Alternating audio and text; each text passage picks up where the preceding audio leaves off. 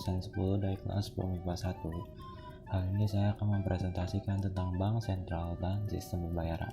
Selamat menyaksikan. Nah, apa sih bank sentral dan sistem pembayaran itu? Apa itu bank sentral? Bank sentral yang melandasi bank sentral di Indonesia itu yaitu Bank Indonesia sesuai UU Nomor 3 Tahun 2004. Bank Indonesia merupakan lembaga negara yang independen.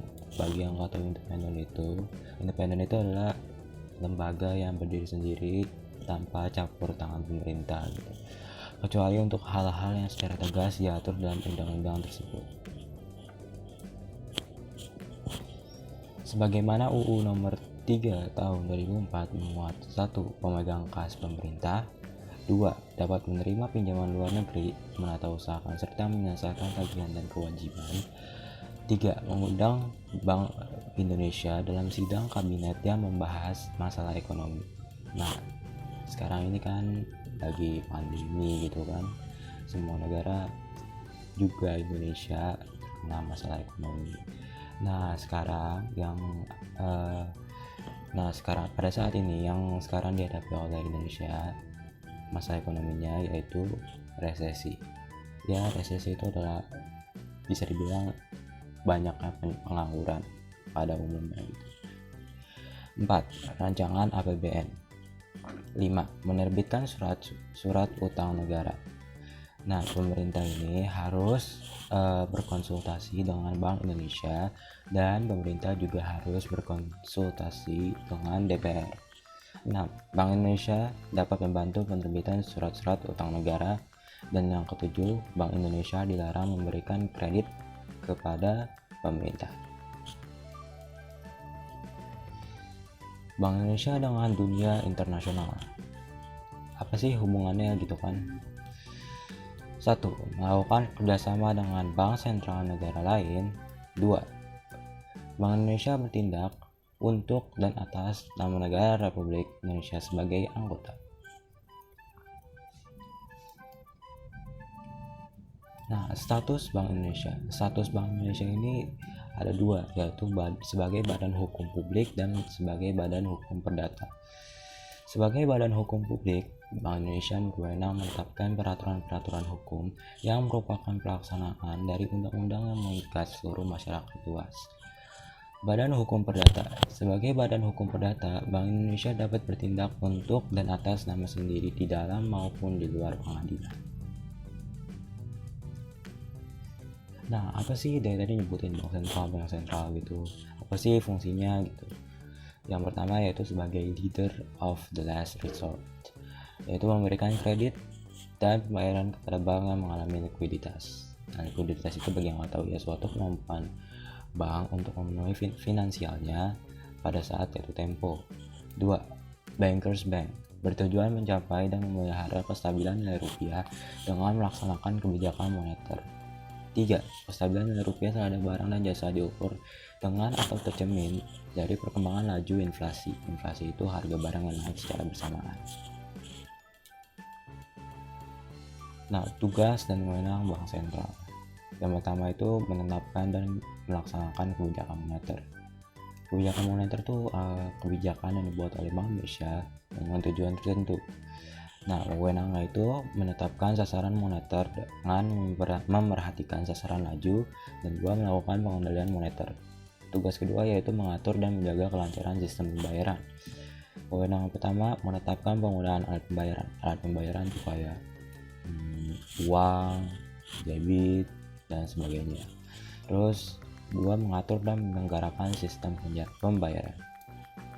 Tugas ketiga yaitu mengatur dan mengawasi bank. Wewenangnya itu memberikan dan mencabut izin atas kelembagaan dan kegiatan usaha tertentu dari bank. Wewenang kedua menetapkan peraturan di bidang perbankan, lalu melaksanakan pengawasan bank baik secara langsung maupun tidak langsung, dan yang keempat mengenakan sanksi terhadap bank sesuai ketentuan perundangan. Nah, 3 pilar utama Bank Indonesia. Yang pertama itu menetapkan dan melaksanakan kebijakan moneter. Yang kedua yaitu mengatur dan menjaga kelancaran pembayaran. Dan yang ketiga yaitu mengatur dan mengawasi bank.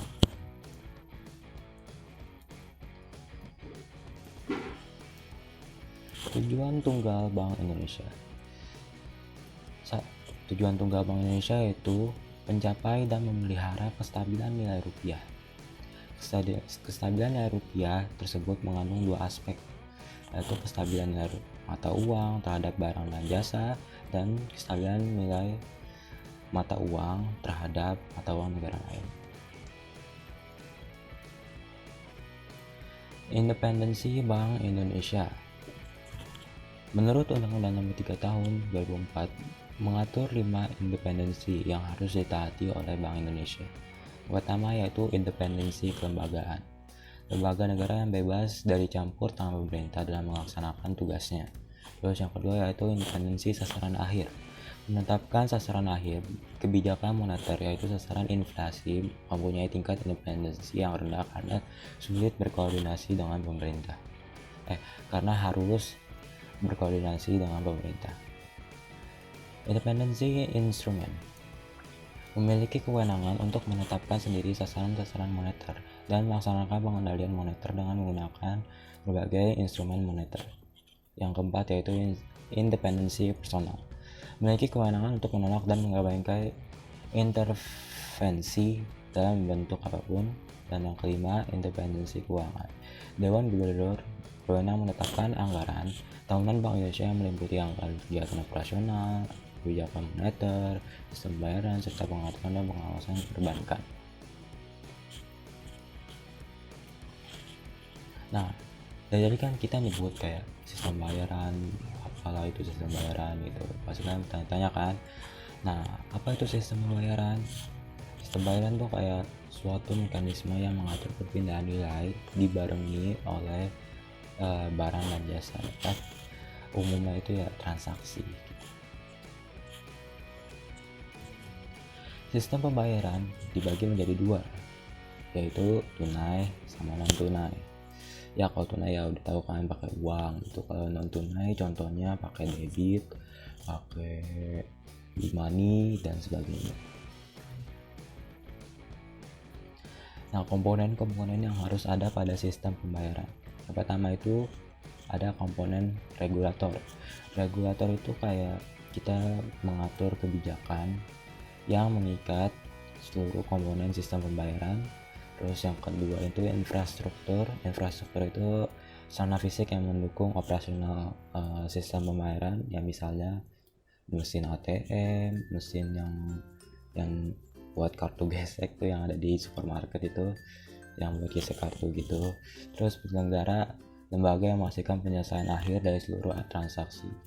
Jadi misalnya nih ada orang A dan orang B. Orang A dan orang B itu lagi melakukan transaksi gitu. Nah, si orang B ini mau transfer nih, ceritanya mau transfer duit ke si A, maunya memakai debit BCA gitu. Jadi BCA itu adalah penyelenggaranya gitu.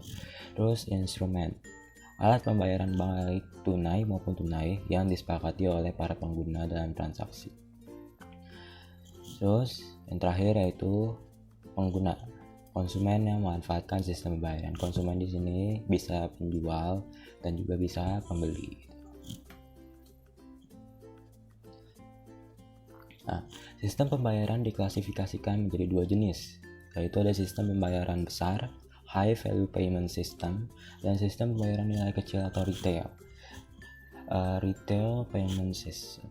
Yang pertama yaitu sistem pembayaran besar, ya kayak Bank Indonesia Real Time Gross Settlement, BI-RTGS. Itu biasanya buat nilai suatu barang yang harganya udah di atas 100 juta. Terus Bank Indonesia Scriptless Security Settlement, BISSSS, itu biasanya buat saham. Terus sistem pembayaran nilai kecil atau retail biasa itu ya kartu kredit gitu, kartu ATM atau debit, kartu prabayar, sama uang elektronik atau e-money gitu contohnya, yang nilainya kecil lah. Lalu peran Bank Indonesia. Peran Bank Indonesia dalam sistem pembayaran di Indonesia bertujuan untuk mewujudkan sistem pembayaran yang efisien, cepat, aman, dan andal. Dalam pasal 8 UU nomor 23 tahun 1999 tentang Bank Indonesia, bahwa Bank Indonesia mempunyai tugas mengatur dan menjaga kelancaran sistem pembayaran. Dalam pasal 15 nomor 23 tahun 1999 bahwa dalam rangka mengatur dan menjaga kelancaran sistem pembayaran, Bank Indonesia berwenang untuk melaksanakan dan memberikan persetujuan dan serta izin mewajibkan penyelenggara sistem pembayaran untuk menjabarkan laporan kayaknya nih. Yang kedua ini kayak perusahaan GoPay gitu. Perusahaan GoPay kan harus menyampaikan laporan kepada Bank Indonesia gitu. Terus menetapkan alat pembayaran yang tadi ya, tunai, debit, uang gitu. Nah, peran Bank Indonesia sebagai dalam sistem pembayaran. Peran yang pertama yaitu sebagai operator. Operator itu kayak kita misalkan operator warnet. Operator warnet itu kan mengoperasikan seluruh komputer yang ada di warnet tersebut. Nah, kita implementasikan kepada Bank Indonesia. Berarti Bank Indonesia mengoperasikan seluruh sistem pembayaran gitu. Terus peran Bank Indonesia sebagai regulator. Ya, Bank Indonesia senantiasa melakukan sistem pembayaran berlangsung secara tepat waktu gitu, harus tepat waktu gitu, itu regulator. Terus peran Bank Indonesia sebagai fasilitator.